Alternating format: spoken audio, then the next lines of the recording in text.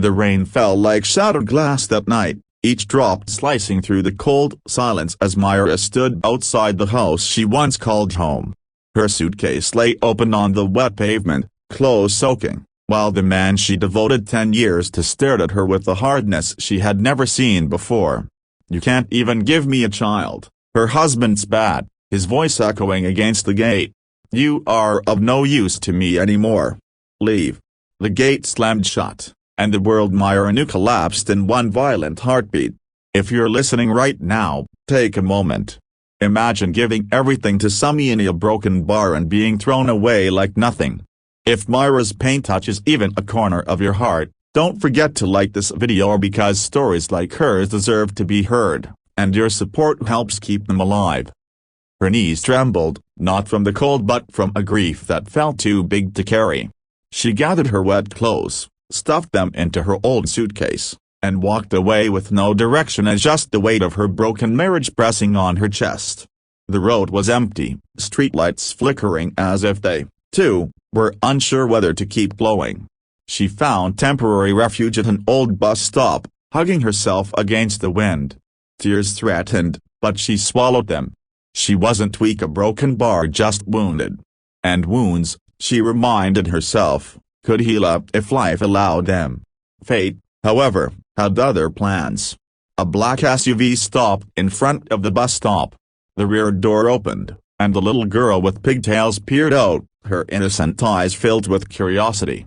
Behind her stepped out a tall man in a dark coat, his presence commanding yet gentle.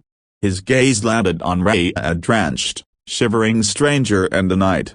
"Are you all right?" he asked, his voice calm but concerned. Myra nodded quickly, embarrassed. "I'm fine. Just waiting for the bus." The man looked at the soaked timetable board, its schedule long erased by years of weather. "There hasn't been a bus on this route in 3 years, he said softly. Her heart sank. She had nowhere to go. The little girl tugged his sleeve. "Daddy, she's wet. Can we help her?" He knelt, brushing his daughter's hair. "We don't talk to strangers like that, sweetheart." But when he looked at Myra again, something unspoken passed between them, a recognition of pain, perhaps, or an instinct to protect. "I'm Aidan," he finally said. "This is my daughter, Lily. We're heading home. At least let us drop you somewhere safe." Myra hesitated, but exhaustion weighed heavier than fear. She nodded. Inside the warm SUV, Lily offered Myra her tiny jacket. "Daddy says we should be kind," she said brightly. Myra's heart stung at the tenderness she had missed for years, the tenderness she had been blamed for not being able to give. Aidan drove silently, occasionally glancing at her through the mirror. When Myra's suitcase slid and burst open slightly, he noticed the damp clothes inside. "You don't have a place to stay, do you?" She didn't answer. His voice softened. "Look, a broken bar, I know you have your reasons. And I don't want to pry. But you can stay in the guest house on my property until you figure things out. No obligations." Myra blinked, overwhelmed. Why was this stranger kinder than the man she lived with for 10 years? She agreed, not realizing her life was about to change forever. Aidan's home was modern yet warm, and not a mansion screaming wealth, but a place built with intention. He guided her to a cozy guest house behind the main building. "If you need anything, let Lily or me know." For days, Myra remained quiet, helping around the property whenever she could, cleaning the garden, organizing the guest house, cooking occasional meals. She tried to repay kindness in small ways. She had no idea that Aidan Andrews was one of the most influential CEOs in the city, a single father raising his daughter after losing his wife in a tragic accident. One morning, as Myra watered the flowers, Lily ran up with her small shoes untied. "Can you help me please?" Myra knelt and tied them gently. "There you go. You're like a mama," Lily said. Myra froze. Aidan, who had overheard the comment from the porch, felt something shift inside him. He had never seen Lily bond so deeply with anyone besides him. "Lily," he called, "don't trouble Miss Myra." "She's not trouble," Myra said softly. "A broken bar like helping her." That evening, Aidan found Myra sitting alone in the garden, staring at the sunset. "You're good with her," he said. "She hasn't smiled this much in a long time."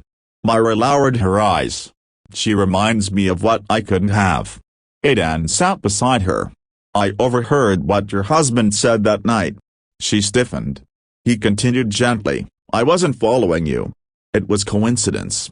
But hearing those words, a broken bar, no one deserves that cruelty." Her lips trembled. "I tried everything. Treatments, a broken bar. I was blamed for something beyond my control." Aidan looked at her with a depth she hadn't seen in years. "Some people fail to see value beyond what they want from you. But your worth isn't tied to giving birth. It's tied to your heart and your kindness." Myra's eyes welled. No one had ever said that to her. Days turned into weeks, and life at Aidan's home softened her heartbreak. He found himself drawn to her strength, her gentleness, her quiet resilience. His home felt warmer. Lily laughed louder. And Ray, a broken bar, she began to feel alive again. One evening, as they tidied up after dinner, Aidan approached her with a nervousness that didn't suit his confident demeanor. "Myra," he began, "I know you're still healing, and I don't want to rush anything. But Lily and Dia broken bar, we've grown attached to you. If you'd like a broken bar, you don't have to leave." Her breath caught. "What do you mean?"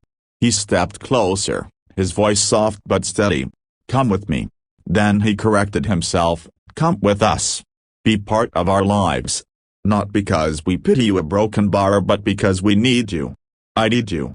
Tears rolled down her cheeks, not from sadness, but from the overwhelming realization that she was wanted, chosen, valued.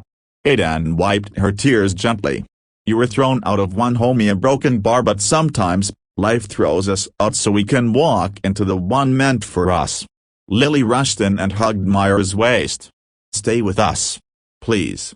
Myra looked at Aidan's hopeful eyes, Lily's innocent smile, and for the first time, she felt the possibility of healing. "Yes," she whispered. "I'll stay."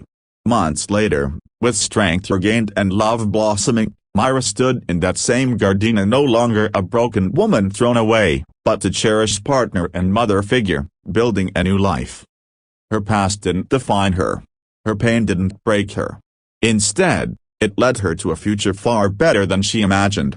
And to everyone watching a broken bar, if this story touched your heart, remember, every like, every subscribe helps bring more powerful stories like this to life.